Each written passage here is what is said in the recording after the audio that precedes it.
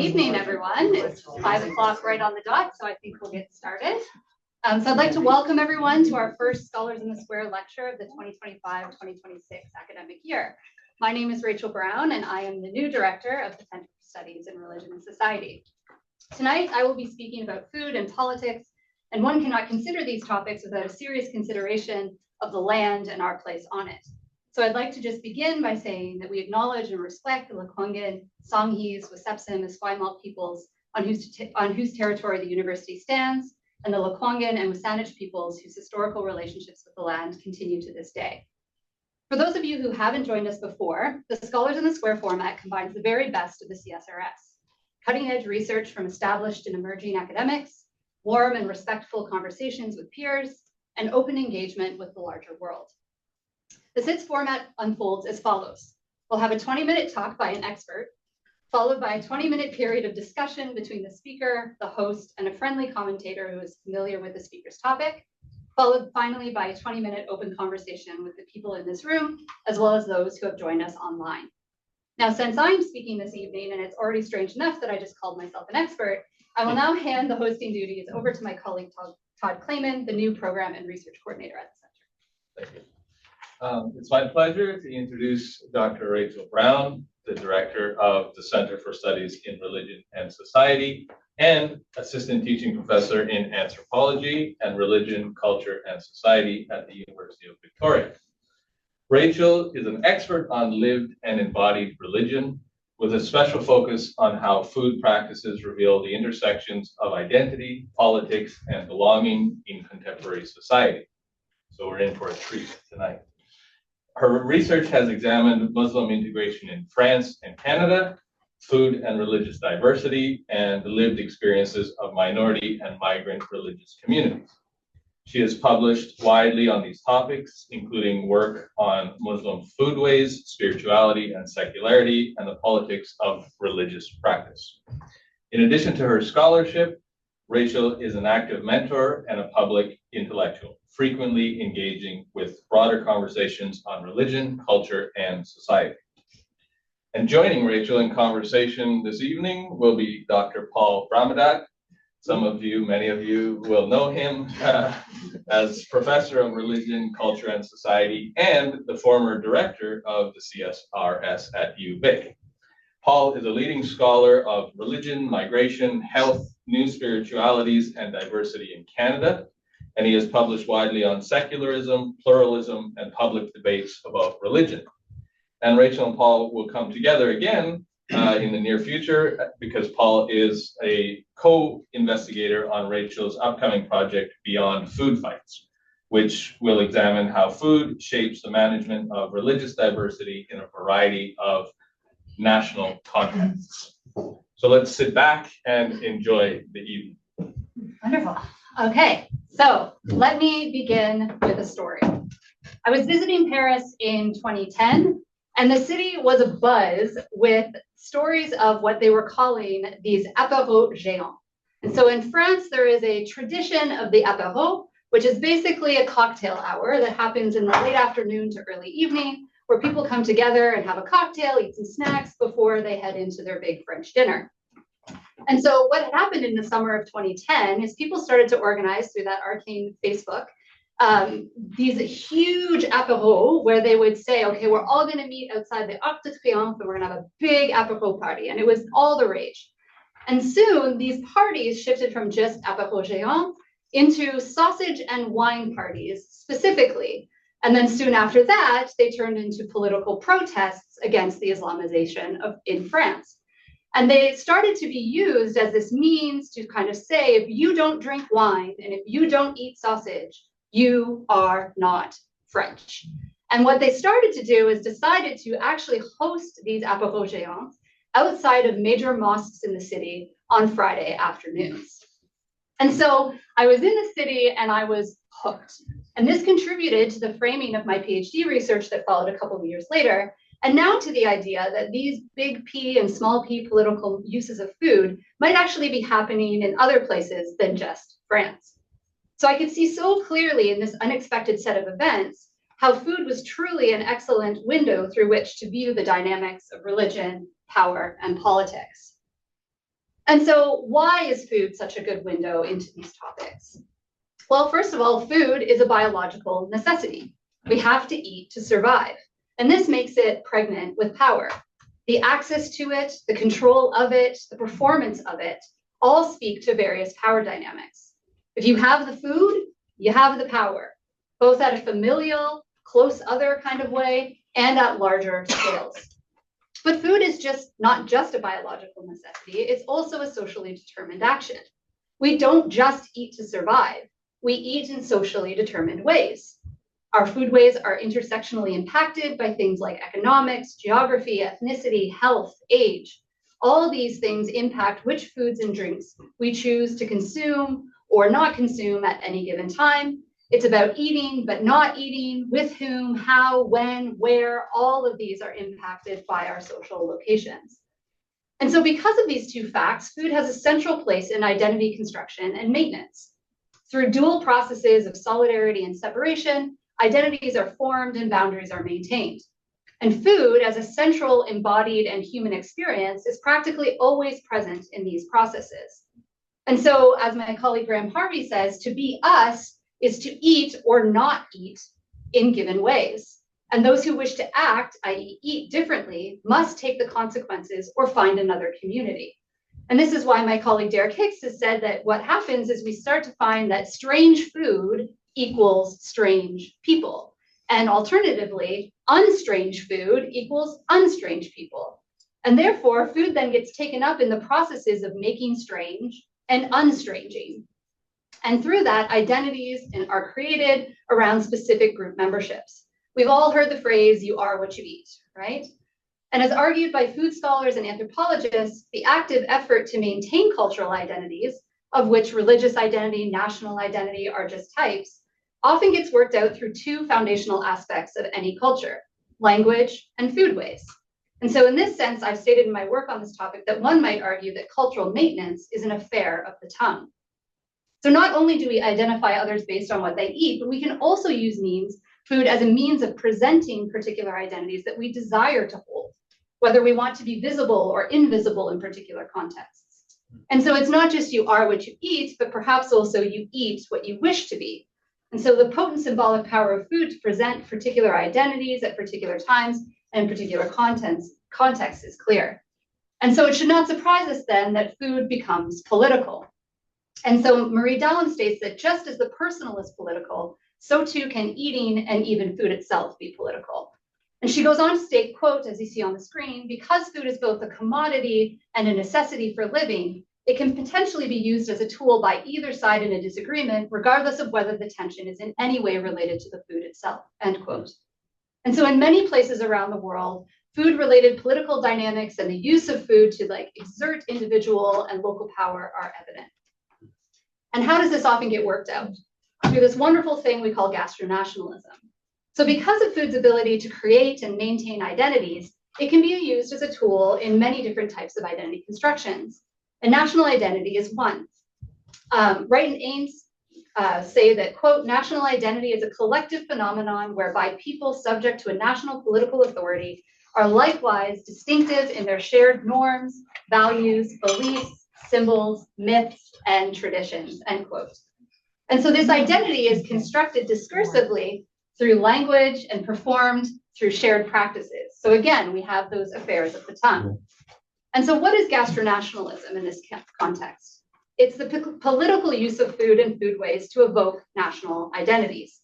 It's a way to, as DeSoucy says, to map the macro dimensions of nationalism onto the micro level of identity, heritage, and culture, as well as belonging and exclusion.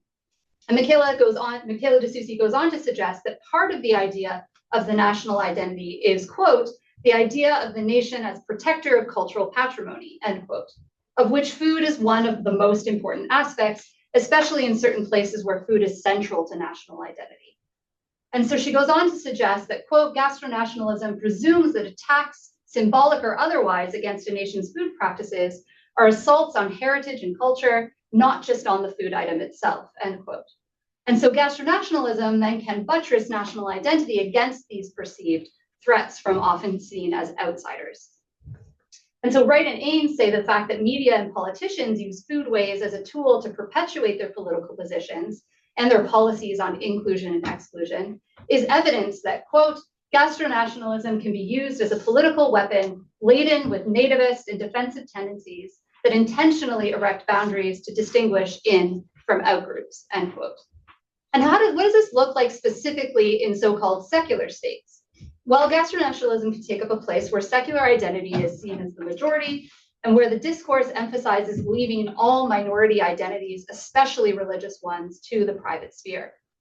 And so there are examples, especially in places like China, where Buddhist vegetarians kind of use food as a means to kind of maintain connection to a religious identity and practice in a context where there is repressive constraints on religious activities. In these spaces, food may serve as a subtle, non-intrusive, easily maintained means of accessing religious or cultural identity amidst the pressures of minoritization. And so as Michael Burkhardt so aptly puts it, quote, food practices are fields of power and domination, end quote. And scholar of lived religion, Nancy Ammerman, states that basically studying embodied religious practice is central to understanding the exercise of power. And so we can see how oftentimes food rules are more about politics and oppression than about any specific religious ontology. And scholars have increasingly argued then that food-based can be a means for individuals and groups to exert power at all levels, individual, local, national, and have shown how food is taking up increasing space in nationalist discourse. And in the spaces and places where religion, or specifically lack thereof, is central to nationalist discourse, foodways are increasingly becoming the battleground on which who is an acceptable citizen is fought.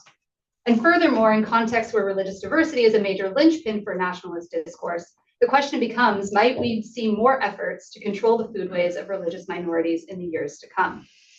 So now I will turn to some things I'm calling case studies in food fights. So while many of the food fights happen in small p political realms, there are increasing examples of these fights happening in the big P politics as well, especially in places like Europe and India. And it's in this kind of gastronational setting, like France, that Jean-François Copé, a French politician, while campaigning for the presidency of the UMP in 2012, made the statement that you can see on the screen. In this statement, the facts of which were proven to be fabricated, Copé clearly marks out the Muslim minority other from the French majority secular norm. And he represents that difference through a food symbol. Not only are they threatening the strict notion of laïcité in France, but now they are going after our children's croissants as well. For Copé, this is the final straw, the perfect representation of the perceived threat to the majority by the minority on which his political campaign rested. I was actually in France when this happened, and the local Muslim community responded with great humor by baking a bunch of crescent-shaped pain au chocolat. Now, everyone knows the traditional ones are square, and they handed these crescent-shaped pain au chocolat out free in front of the mosque. This symbolic means of saying we are both French and Muslim, the crescent shape, of course, being important there. Other examples of the food fights between the French secular, historically Catholic majority and the Muslim minority abound. There's the so-called identity soups made with pork in the soup kitchens of the Bloc Identitaire in 2004 to 2006, the quick halal burger scandal of 2009 to 2010, the sausage and wine parties I mentioned, the many stories of suburban mayors removing the non-pork option from public school lunches in 2015, Marine Le Pen's push to outlaw ritual slaughter during her campaign for the French presidency in 2022, French news agencies teem with other examples. And so I'm going to just draw our attention to two of those right now. The first being this thing called the quick controversy. This happened in 2009-2010 when the French fast food restaurant Quick decided to add halal meat to its menu. Wright and Ames argued that the resistance to the Quick experiment was scripted in national and international newspapers as a means of kind of bolstering this argument about who fits and who doesn't. And so newspaper article titles were amazing. There were things like quick halal burgers are hard to swallow. Burkas ? No, bacon burgers are France's new cultural battleground, etc. And so Wright and Ames, when looking at this controversy, argue that, quote, such interpretive disputes hold valuable insights for furthering our understanding of food boundaries and the othering of populations as a strategy to reinforce national identities, end quote. And just a few years later, after this Quick controversy, we get the affaire du porc. So there was this move from the affaire du foulard, so the headscarf affair, to the affaire du porc, the pork affair, right?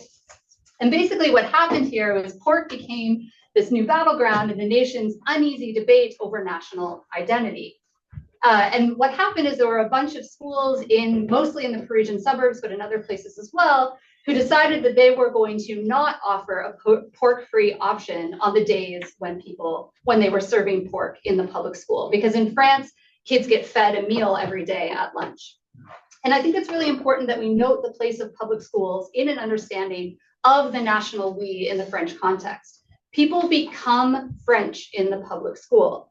The Republican school is meant to function as this melting pot where the inculcation of common language and culture, again, those affairs of the tongue, occur. And so this is a really important place where these debates get worked out.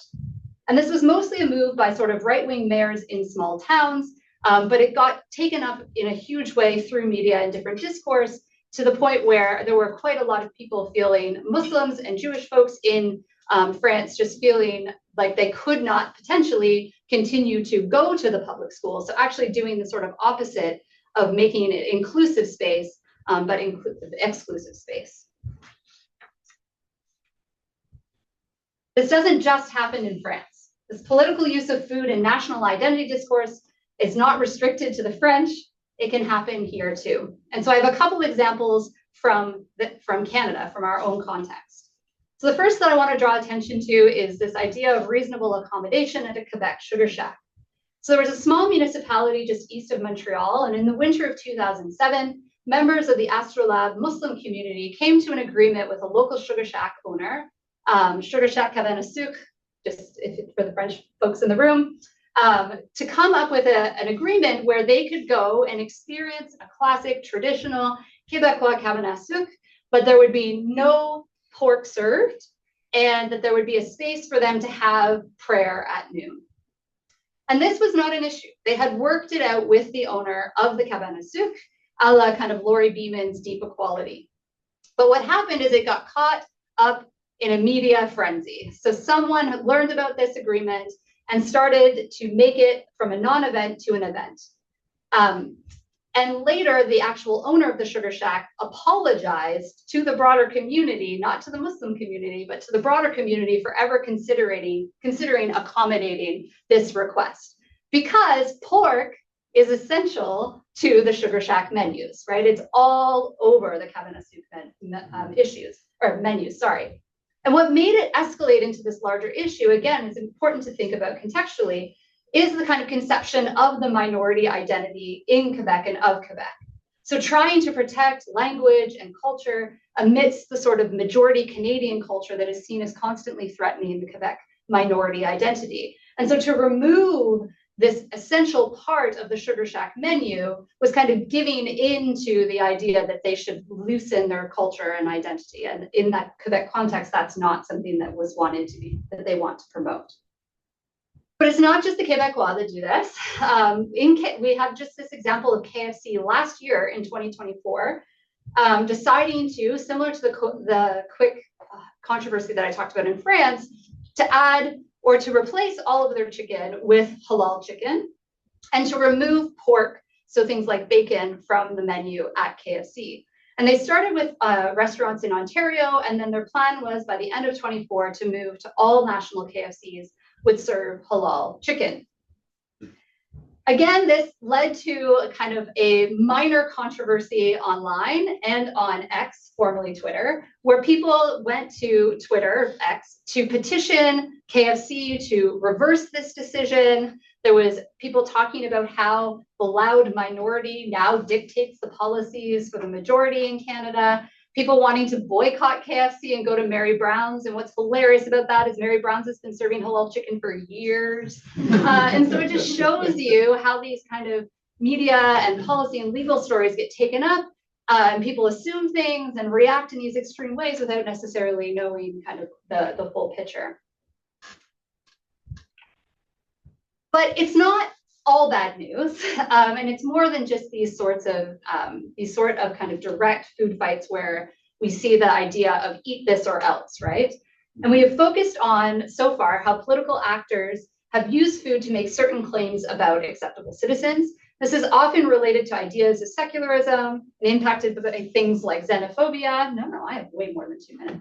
I have 3 minutes. And so this leads to pressure to sort of eat in particular ways, so such that the national we becomes an embodied we.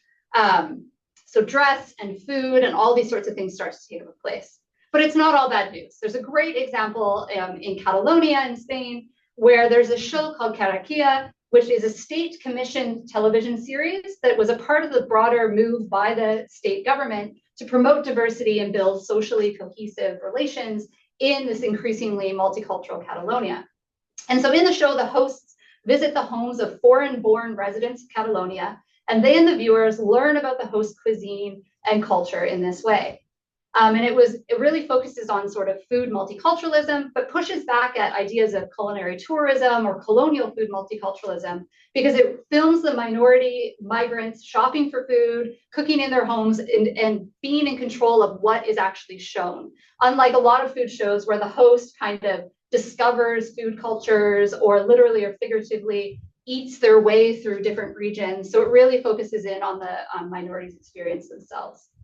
And this treatment of minority communities and their cuisines has been celebrated as this great civic and public service in Catalonia. And another way that we can go beyond the idea of just these simple food fights is to think about how food can also act as sort of decolonial and anti-racist action. And so beyond just presenting one's food culture to garner understanding, some food scholars have emphasized that colonized cultures maintain traditional food as a mode of resistance. And this is a way that food provides a fertile terrain of resistance against the powers that be. And so there are great examples that I could talk about maybe later, because apparently Scott says I have a minute left. But there are many where we can see things like Korean Confucian foodways in Japan, where preserving religious practices becomes this act of defiance against national homogeneity. Christian Dalit communities in India, where eating meat enacts resistance to minoritization. And various examples, again, of Buddhist vegetarian foodways in China that serve to push back at majority norms present in that context. So there's lots of really interesting things at work here. And so I'll just skip right ahead. In terms of future avenues of research, the research field is rich and complex. As nationalism and populism continue to take up center stage in the discourse of everyday politics, the field would benefit from more qualitative work on the use of food as a means through which discussions of religious and cultural citizenship unfold. That is, it will be beneficial to examine the ways that religious minorities and the majority communities that increasingly confront the strangeness of minority religious life might enact dominance and resistance to dominance through their foodways. And so the plan is to do just this, to look at examples of these food fights and beyond in a major interdisciplinary and international research project that we're currently working on a SSHRC application for. We're basically wanting to look at, does the macro discourse land in micro experience? So the project will look at examples in the political, legal, and media worlds for examples of this sort of inclusionary and exclusionary discourse. And then we will conduct research in one city in each of the 4 countries as a test case to see if that macro discourse lands with real humans. Does the average Muslim, Jewish person, Buddhist, Sikh in these locales know about these cases? Do they care? Does it impact how they feel about their sense of belonging? Does it change how they eat? And each national team will go out and consist of 2 social scientists who will do the field work, as well as a political theorist and a legal scholar. So bringing those 3 fields of research into conversation as well.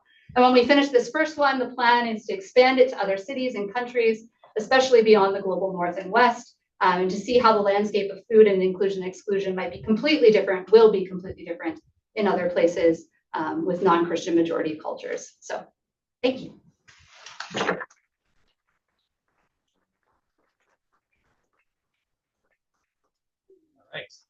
Right. Sit in this chair. Yeah, weird, huh? Extremely weird. Thanks very much. Oh. That was wonderful. So I'll be involved in this big project with you, and I'm so looking forward to working with you on this. I wonder if you could anticipate why food becomes such an inflammatory symbol in one place, but not in another. So in Denmark, it's a big deal, but in Sweden, less so. And there are similar dynamics around minority majority immigration policies and so forth. But why does it become kind of like a flashpoint? I mean, we haven't done the research yet, so we don't know, but like, what's your gut telling you? It's a good question. I think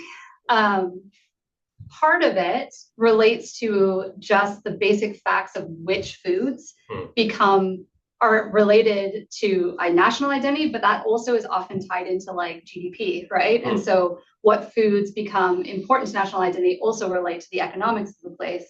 And so therefore, to kind of say no in Denmark to pork, it goes against cultural identity, but also the economics of the place. And so it is this like major threat on multiple levels. And in France too, again, the sort of idea that you could not drink wine and be French when it is such an important element, not just of cultural identity, but again, the economics of the place. I think that might actually have an impact in a way that might be interesting, that because it's true, we haven't done the field work yet. So we're going to certain places and we may find that in Spain, like no one cares at all, or they might care about very particular things. And it's hard to know what that will actually look like, but I think that economics plays a part of it for sure.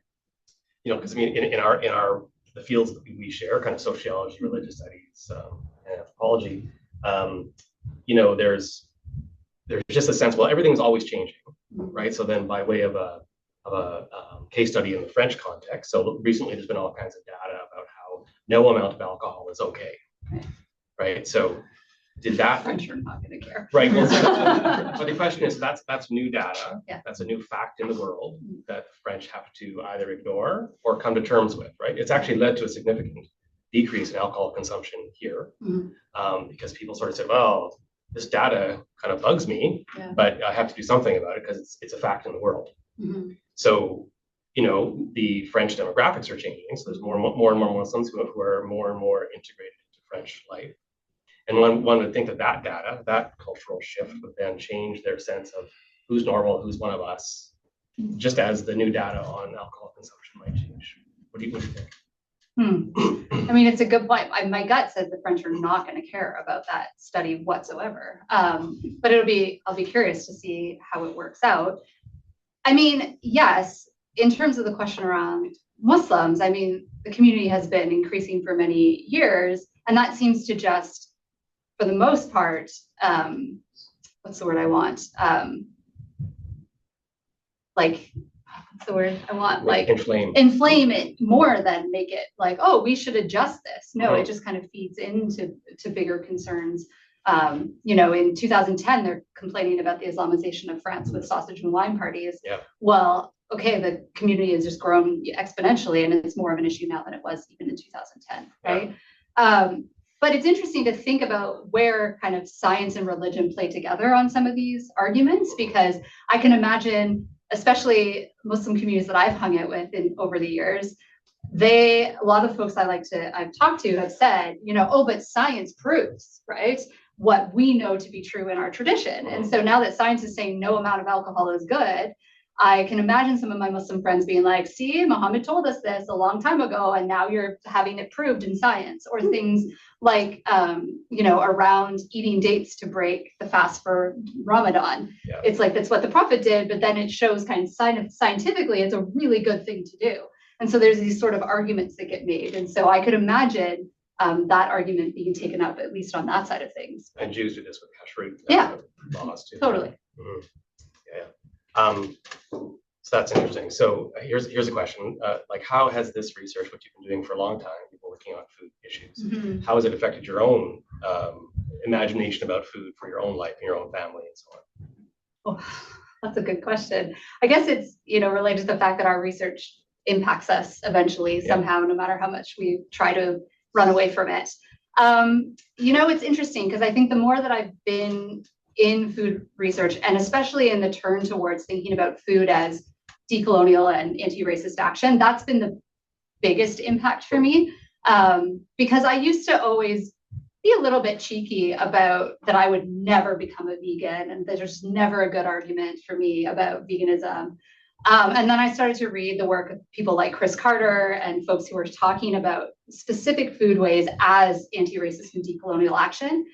And now I'm like, I have to maybe stop eating the amount of meat that I eat. So I have started to really reflect on that, and have started to think more about, you know, how I contribute to certain ideas around inclusion and exclusion just by what I buy, what I support, the organizations that that I am trying to like support with my own food purchases. So I've started to be a bit more thoughtful on that. And the other place that has really impacted me as I've thought about this, and that I think has really impacted a lot of my students when I teach about religion and food and spirituality and food, is the wonderful lessons I've learned from my Indigenous colleagues around sort of relationality and how much of an impact that has made I've seen in my students and in myself about thinking about if I consider my food, my relations, like what am I doing and why I need to know more about where my food is coming from and how it's being, taken up and that sort of thing. And because I think too, sorry, I'm babbling now,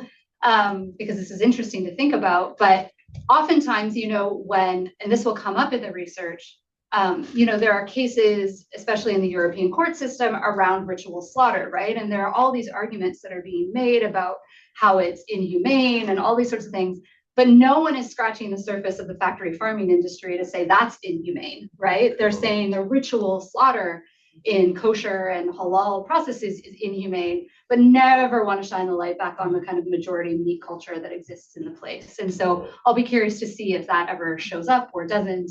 And so I find it fascinating what people like selectively decide to know or not know. Like Mary Brown's has been serving halal chicken for years. So the people who are like, we're going to go to Mary Brown's. Okay, go. Enjoy your halal chicken. Enjoy your halal chicken. Yeah. So. The story that you started with was a great story, and I can just picture you, a young Rachel, in that space and how transformative that experience was. But it kind of went dark, eh? I mean, it started off as a quite lovely public drinking and sharing experience, but then it went dark. It's like people who are celebrating their team winning the Stanley Cup, and everything's pretty cool for a little while, and then someone breaks a window, and then someone gets assaulted, and then some car gets turned over, and then there's a fire. And you think, wait a second, you're processing your joy, and then something turns. Yeah. So what do you think happened there? Because it seems like that it was pretty lovely at first, and then it got toxic. Yeah, it is such a good question, because it was very strange to sort of watch unfold in real time, because it was just this, we're going to use Facebook to just meet up with hundreds and hundreds of people to do this really fun thing that we do every day anyway. Like you do this with your friends every day regardless. And so then it was kind of funny to just see how from one step to the next month, all of a sudden it went, just from we're going to party to it's going to be a sausage and wine party to we're going to have a sausage and wine party outside the mosque. And so I don't really know exactly how it happened, but I think it's curious to think about the places and how quickly it can turn, right? Yeah. How quickly something so simple, especially when it comes to food, such a simple thing. And oftentimes people want to think about food as this thing that brings people together, right? And I agree. And I've spent a lot of my career trying to argue that if we could just get everyone around a table, you can learn so much about the other. Karakia, the show, right, shows that. But there's a darker side too, and that it can so quickly turn into that other side. With who knows what the catalyst of that one was, other than somebody being like, but this should really be sausage and wine. And then, if it's sausage and wine, then who can't come, right? So I think it's probably because boomers and Gen Xers are the Facebook people. Yeah. And they're all cool about that kind of public party. And then someone invites a millennial. Oh, you think it was the millennial? Things get funky. No, it was for sure a boomer's fault. Really? Or a Gen Xer. Probably a Gen Xer's fault. Dude. Yeah. But so you were talking about how people generally think, look, if we just bring people together around the table, we break bread, we share our national or ethnic cuisine, and that'll create bonds of solidarity and commensality. And, the interfaith dialogue movement, it was all about that. Terrible coffee in the basement of United Churches. It was all about that and made people happy, in theory. But to get to the body question, the body's preferences about what's good and right and holy and disgusting, and it's deeply rooted in these bodies. Yeah? And so I think if people are just literally sharing bread, different kinds of bread, you have pita and I have naan, and that's quite lovely and easy. But once you bring out pork or once you bring out wine, it inflames people. I remember being on a kibbutz a long, long time ago and talking to a kind of a leftist secular Jew who said, I have no interest in Judaism as a religion. It's just kind of magical thinking. I'm totally secular. I have no interest in it at all. And it was buffet day at the kibbutz, and a nice Danish girl, she made a she decided to put some cheese on a burger and to have a glass of milk. And she came and sat down beside us as we're having this this conversation about how irrational religion is. And he's talking with me like this. And he looks over at her and he went, I mean, as if she was going to eat a human hand, right? So when I said, but hang on, that's interesting. So what just happened there? You were telling me about how you're completely opposed to anything that has magical origins, and here you are having this visceral response. And so I wonder if you think about that, like the question of the deep-rooted visceral nature of these norms. Yeah, well, it comes back to like the first slide that I had when I talked about food being a socially constructed thing, socially determined action. Yeah. And part of that is that taste is socially constructed. A lot of us think, oh, we have taste buds, things taste, salty, sweet, whatever. Well, no, taste is completely socially constructed. Yeah.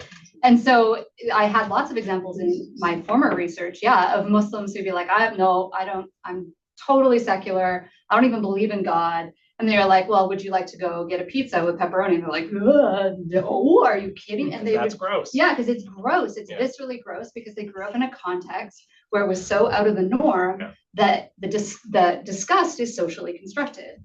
And so what makes me curious about this is in an increasingly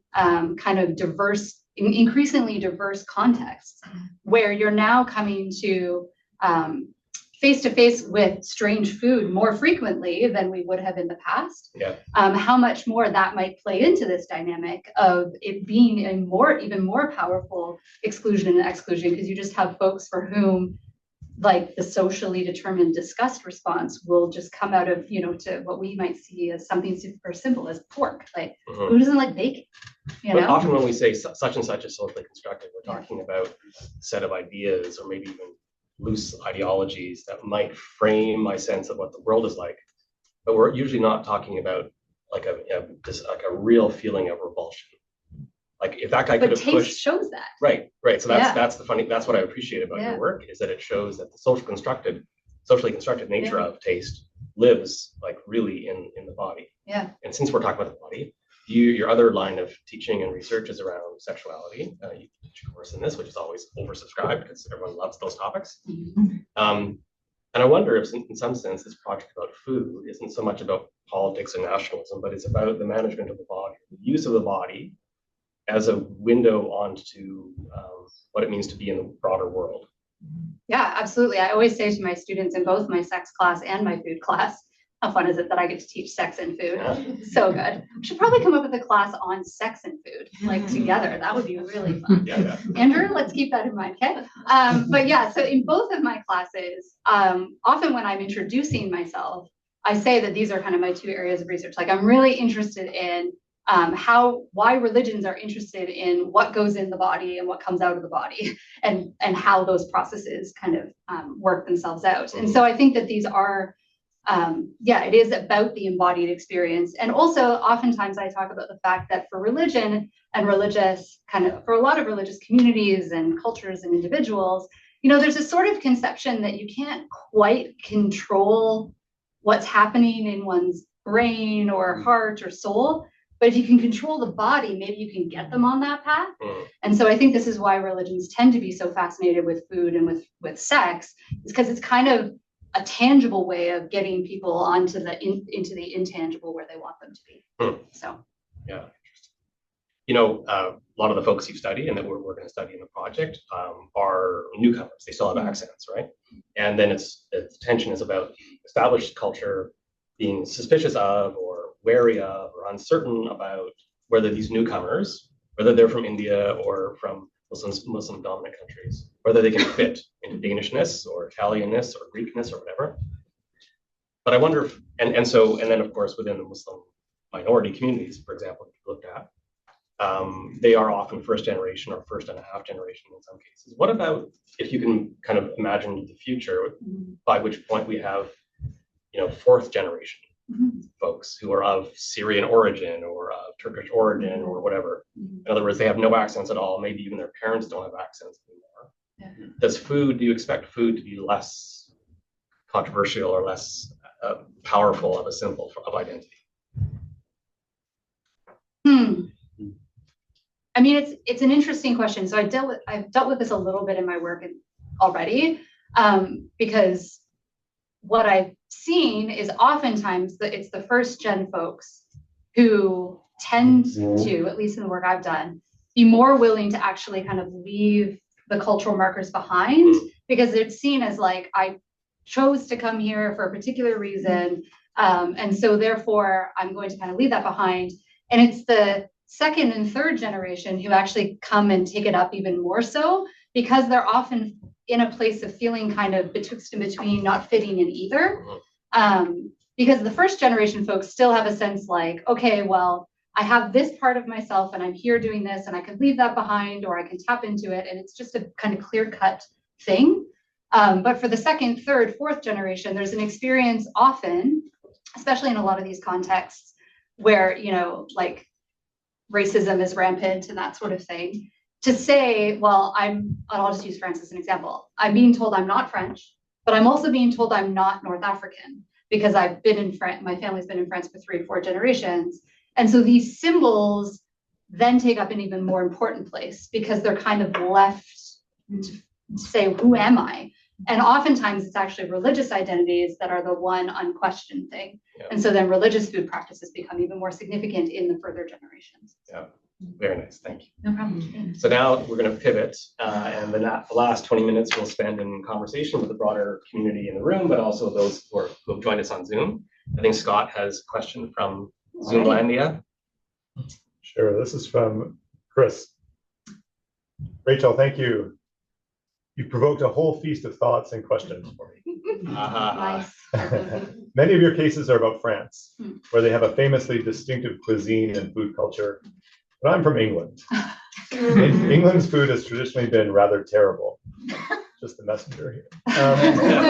Indeed, I imagine that one could make a good case that the British Empire was basically inspired by the discovery that dinner didn't have to be boiled for hours, and then militarized quest to appropriate as much of this better food as possible.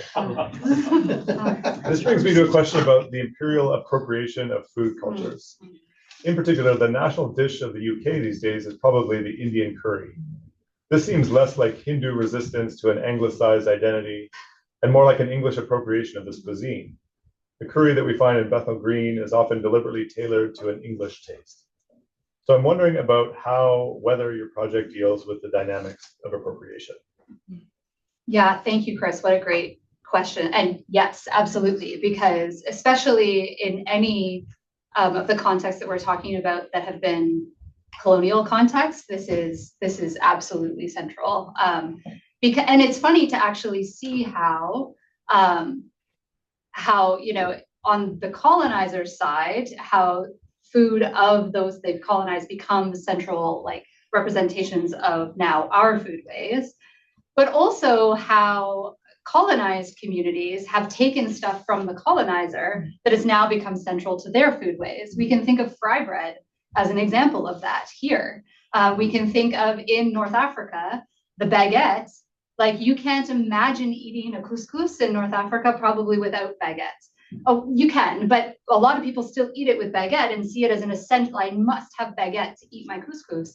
But baguette is absolutely brought by the French, right? And so we can see it sort of on both sides, where you know, former colonizers are saying, "Oh, this is our food way," which is really something they took from a place that they colonized, but also colonized cultures taking up food that was brought by the colonizers and saying, "This is ours now."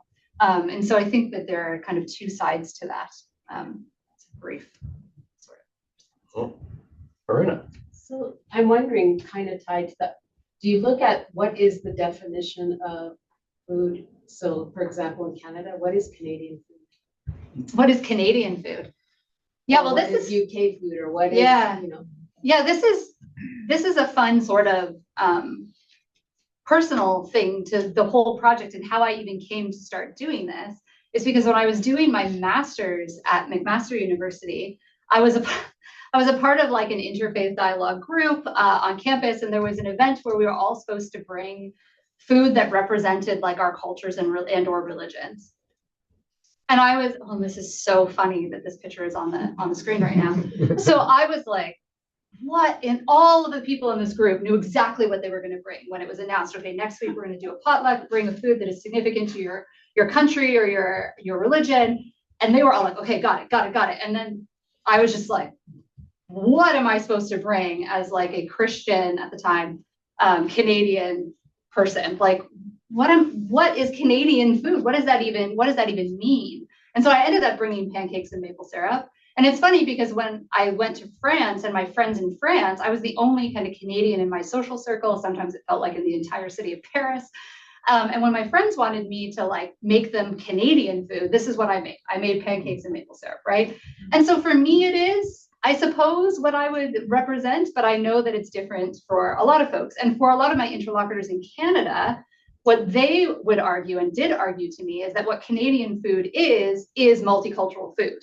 And the fact that this is, and they saw themselves as well as like being able, not just able to continue their food ways, but as like, this was an important part of being Canadian and contributing to the sort of multicultural landscape. And so folks would say that. I mean, people come up with other examples. Most of them are Quebecois, so that shouldn't surprise us either. And we can talk about that.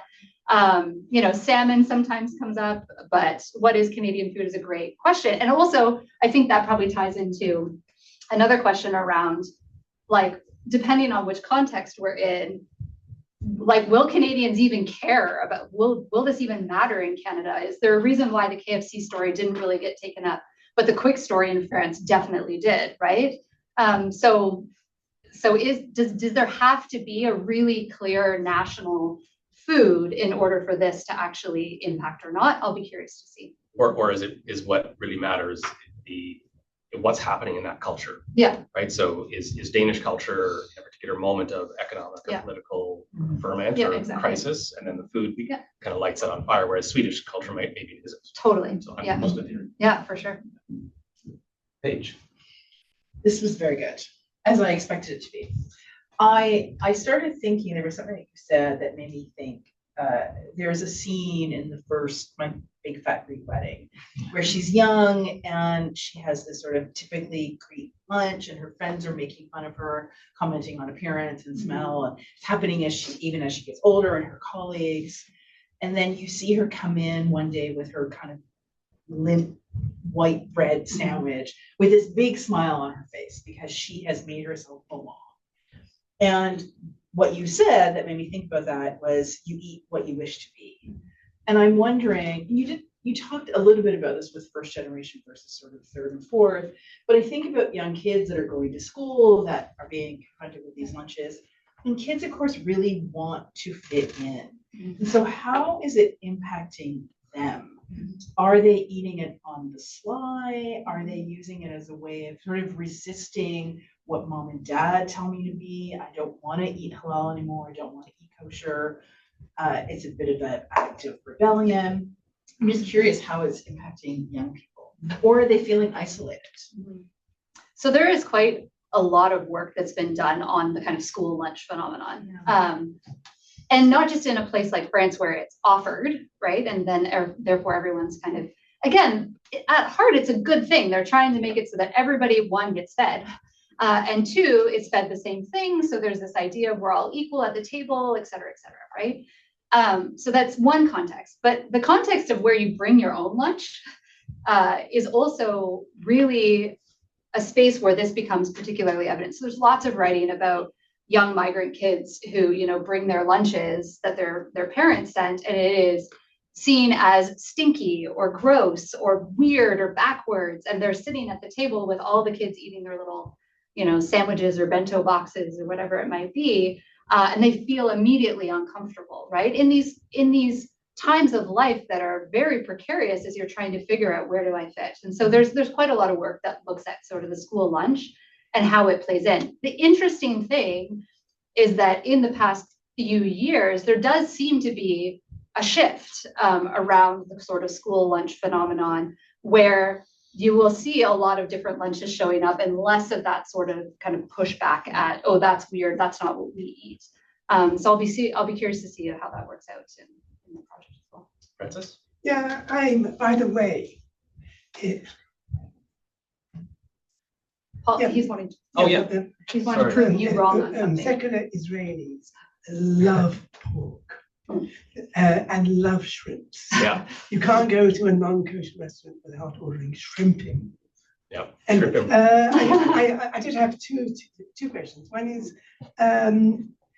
what about the internal politics of different religious groups? You know, the history of Judaism is full of disputes about what kind of kashrut do you have. I know that when we had a chair in Muslim studies, you know, you can't trust Ismailis. They don't eat halal. You know, often have you done research in food as an internal political weapon? Yeah. And the second one is that sometimes it works in reverse. You know, there was a time at least when people who are health conscious imagine that kosher meat is more healthy. And I'm sure this happens in different kinds of settings. That does it sometimes work that the majority culture sort of idealizes the minority culture's food? Yeah, great questions. Thanks. So yeah, the internal politics are really interesting, and I've seen that a lot in my work. Not just in the direct field work that I did in Muslim communities, but in some of the writing and work that I've done, you know, looking at other minority religious traditions and food practices as well. So yeah, this is a huge part of how groups not just form themselves on kind of big scales, but within the sort of subsettings too. Well, you fit within this subgroup or you don't because you eat halal or you don't, or you care about this issue or you don't. You're a Buddhist and you're not a vegetarian, okay, then you're out, whereas vegetarianism isn't necessarily innate to Buddhism. So there's all these sorts of tensions that do kind of help to solidify then subgroups within various religious traditions. And so that definitely shows up, and also shows up especially in places where people already, like within Muslim traditions especially, there's kind of this notion of, well, you're either a good Muslim or a bad Muslim, right? And good Muslims act like this, and not just from an outside non-Muslim perspective, but internally too. And so foodways are kind of one way you can either show your good Muslimness or your not so good Muslimness. And ways where people might not feel like they can be a part of communities because they don't keep those foodways. I have, you know, a friend who always felt like they could never go to shul because they didn't keep kosher and they didn't feel like they were Jewish enough, right? And so those are ways that gets worked out. And then the kind of, what did you say? How did you put it? The romanticizing or whatever, or holding up of the minority foodways. I think we're seeing this happen a little bit with veganism, especially in sort of a climate crisis world. I think that's being idealized. And so religious traditions that hold that are getting kind of a lot of street cred right now, because it's seen as this sort of positive thing for the world. So that's maybe an interesting way to think about that. When I was doing fieldwork in France, there were some French folks that I talked to who said that they went to halal butcher shops to buy their meat because it was just clean. They thought it was cleaner, healthier. And kosher as well. Yep, better for them. And it was cheaper, interestingly enough, in France. And so they were like, I'm getting better quality meat for cheaper, but then they would have to like kind of hide it from their French families that they were going to a halal butcher shop. So that was always interesting as well. So. And I suppose many people still think that Indian food is healthier, right? Actually, but the sauces are actually quite nasty. I mean, they're fabulous, but not really a health option in the back. And then Scott has one from. Yeah, I'm interested in your thoughts on food as leading to or helping to construct political identities. So, for example, young men who think that they have to eat a lot of red meat, or kind of trad wife movement that says, you know, you have to have only pure organic food. And then that becomes something beyond food into kind of political identities, and where that fits in with your research, but also how you think about that generally. Yeah, what a great question. I mean, ideas around meat and masculinity. Yeah, so fascinating. And I am curious to see how these things are taken up by broader political movements to gain wow, I'm drawing blanks on words, to gain voters and supporters, right? To kind of say, yes, this is this is good eating and this is the way that we should be going, and come because I support you. Or, I mean, Donald Trump, right, was talking about migrant communities eating their pets. Right. And so like these things are being taken up to kind of construct political identities and perspectives and policies even. So the meat and masculinity one is really, really interesting. But again, I'm also wondering, tribe-wise, those both are quite, clear, oftentimes sort of conservative, Christian, often communities. But I'm also curious where those things are going to be happening in non-Christian conservative ways as well. And the vegan movement is another one where I think that this is going to kind of show up more in political identification and policy as well. And the ideas of purity. Purity, The idea of exactly. belonging, it's like Yeah. who belongs and who doesn't Yeah. belong, and this idea of purity. Absolutely. That gets encompassed. Yeah, Mary Douglas knew what she was talking about with purity and danger. So yeah. So Scott, and then Nice follow-up. Yeah. Qualified questioner here. Michelle is asking, food is heavily gendered, and the connections between food and religion typically include a lot of women. In my research, I found a disproportionate number of women involved in religious food charity, in fasting, in making food for special occasions, and in food offerings done at home. But not so much in discussions about food restrictions, which are often done on the public stage. So I wonder whether you've chosen to study the most male aspect of the food and religion area. I say this partly cheekily, but also with some seriousness. I mean, I think, thanks, Michelle. This is my PhD supervisor, so of course he's going to do this to me. No, I think, yes, but that's why I'm trying to look at what I'm looking at the macro discourse, which is definitely like male dominant and focusing in on those sorts of elements. But the second most important part for me as an ethnographer is going to see if this actually impacts people in their everyday lives. So does that sort of highly male dominated forms of restrictions and rules around eating, does that actually show up in the kitchens of, oftentimes the women who are enacting these food practices in the communities? Does it impact them? Does it not? And so my field work is still very much on that side of sort of like ground level lived religion perspective that I hope will push back at that dominant sort of voice of who controls that. And it's interesting because when I've done research in this as well, oftentimes when I was interviewing women, I would get very particular perspectives, and it would very much be around their day-to-day lives, their practices at home and in their communities.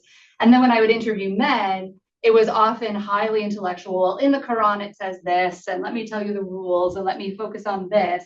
And there was this clear distance from the male perspective of the sort of like nitty-gritty of it. And so that's obviously an interesting dynamic that always plays out when we're researching food practices. So yeah, Michelle, when we go out into the field, we're definitely talking about it. Yeah, Yep. for sure. Yeah. Last question, and then we have to wrap up. I really appreciate this topic. I'm using like food court as analogy, like as a metaphor. In even talking about food in religious studies, it's almost as if we go into food court and get to choose which story we can study, and it's almost like looking what's happening from outside as an outsider, not insider's perspective. So I am as racialized immigrant living in Canada over the last 20 years. Food, there's a pain, there's a story. Food is identity. Food is a way for me to feel connected to my ancestors. Act of resistance, keeping my taste. It takes, it is costly.